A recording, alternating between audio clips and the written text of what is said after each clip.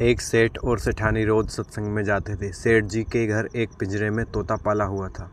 तोता एक दिन पूछता है कि सेठ जी, आप रोज कहाँ जाते हैं? सेठ जी बोले, सत्संग में ज्ञान सुनने जाते हैं। तोता कहता है, सेठ जी, संत महात्मा से एक बात पूछना कि मैं आज़ाद कब होऊंगा।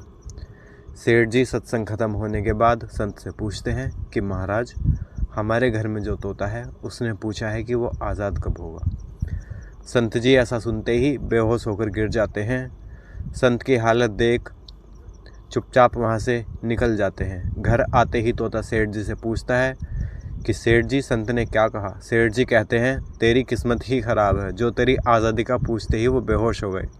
तोता कहता है, कोई बात नहीं सेठ जी, मैं सब समझ गया।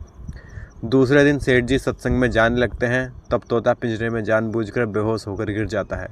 सेठ जी ने उसे मरा हुआ मानकर जैसे ही पिंजरे से बाहर निकालते हैं तो वो उड़ जाता है। सत्संग जाते ही संत सेठ जी को पूछते हैं, कल आप उस तोते के बारे में पूछ रहे थे, अब वो कहाँ है? सेठ जी कहते हैं, हाँ महाराज, आज सुबह सुबह वो जानबूझकर बेहोश हो गया। मैंने देखा कि वो मर गया है, इसलिए मैंने उसे जैसे ही बाहर निकाला तो वो उड़ गया।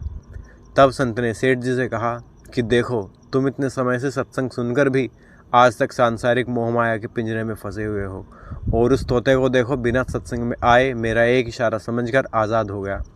दोस्तों, इस कहानी से तात्पर्य है कि हम सत्संग में तो जाते हैं, ज्ञान की बातें भी करते हैं, सुनते भी हैं, पर हमारा मन हमेशा सांसारिक बातों में ही उलझा रहता है। सत्संग में भी हम सिर्फ उन बातों को ही पसंद करते हैं जिसमें हमारा स्वार्थ सिद्ध होता है, जबकि सत्संग जाकर हमें स्वयं को स्वीकार कर सभी बातों को महत्व देना चाहिए, और जिस असत्य, झूठ और अहंकार को हम धारण किए हुए हैं उसे साहस के साथ मन में से उतार कर सत्य को स्वीकार